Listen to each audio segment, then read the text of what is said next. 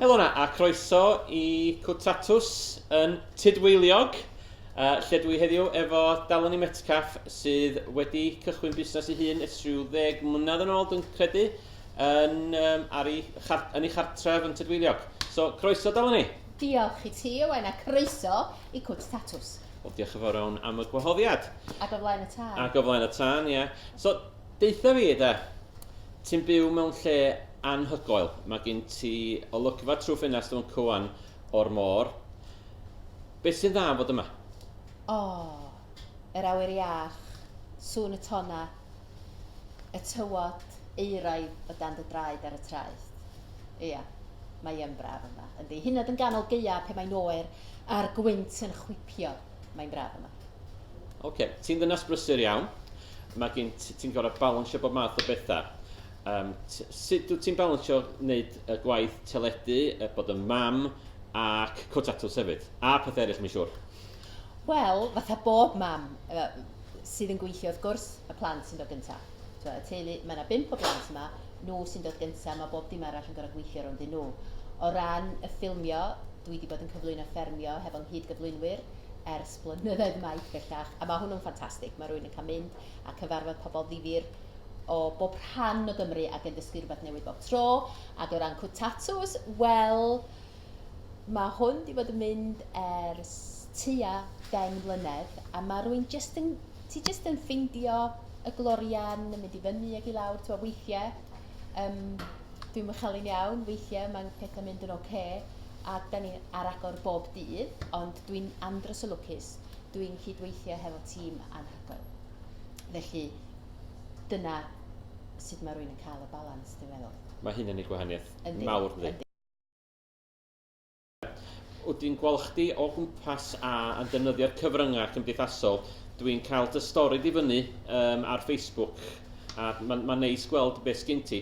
Be nath gael chdi mewn i fath ola? Wel, mae'r siop di bod yn mynd ers tua 10 mlynedd. Mae yna siop ar y we di bod yn mynd ers rhai blynyddoedd bellach. A pen oeddan ni'n adeiladu y siop honno, mi gymodd i oesoedd. Mi gymodd i oes bys. A dyma yr cynllunydd ar y pryd yn deithau, mae rhaid i chi fynd ar Facebook. A fe'n fy wirion, dwi'n hell dros yn fforti, dwi'n mynd i ddechrau Facebook. Mae'n rhaid i chi dyddo. Wedyn, dyma ddechrau potsian. Ac mae yn ffordd yn enwedig i fusnes fatha ni fan hyn sydd yn ganol perfeddion llun yn bell o bob man. Mae Pwllheli 12 milltir ffordd na. Mae'n ffordd o gyrraedd cynulleidfa wahanol, a mae yn rhywbeth da ni'n neud Instagram a Facebook yn gyson. Weithiau dwi'n anghofio amdano fo, dwi'n meddwl, ragol, a weithiau dwi'n atgoffa neu well i ti'n neud rhywbeth. A weithiau, ti'n gwneud rhywbeth yn ddyddiol. Some trefns, di. Cyn beth bod chdi'n neud o, di'r pwysica, bod y enw di allan na. Dyna'r pwysica efo cymdeithasol, bod bobl yn gwybod pwy ti. Reit. A gwybod lle wyt ti. Efo. A mae'n bwysig iawn i bobl gwybod lle wyt ti, gan bod chdi'n deud ti mor bell o ganol y dred wyt. Ie. O fama dwi. Cwt Tatws, Tudweiliog, Pen Llun. Ie. Dwi'n cod post. Ie, cod post. S53 8P. Da, reit ar lan y môr. Efo cw, ie. So, deitha fi wan, ti wedi deitha fi o flaen llaw, mae yna bobl o dros Brydain yn dod i weld ti ac hefyd yn cysylltu fo chdi dros y ffôn a dros y we. Sut mae bobl wedi cael ffeindio chdi? Sgrym, syniad.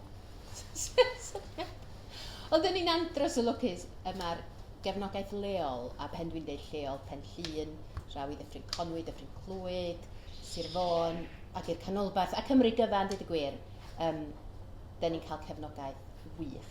Dyna di asgwrn cefn Cwt Tatws. A wedyn yn ogystal â hynny, yn ystod y gwyliau yn fwy na'n byd, mae yna bobl o ffwr yn dod ar ei gwyliau. Wedyn am hwnni, sicr mae cyfryngau cymdeithasol yn helpu, ond mae pobl, fatha bod nhw jyst yn dod o hyd i ni, sydd yn greu. Dwi'n gwybod bod chdi'n dod o Llanrwst, so ti wedi dod ardal Cymraeg arall o Llanrwst yn do. Beth sydd yn dda yn bod cael busnes yn Gogledd Cymru? O bob dim. Mae bob dim yma, yn dydi? Yn unrhyw rhan o'r gogledd Cymru gyfan, mae gennym ni bob dim. Da ni'n gorfod gweithio i ddatblygu yr hyn sydd gennym ni ac i adael i bobl wybod beth sydd gennym ni. Ond mae o'n rhan arbennig iawn o'r byd.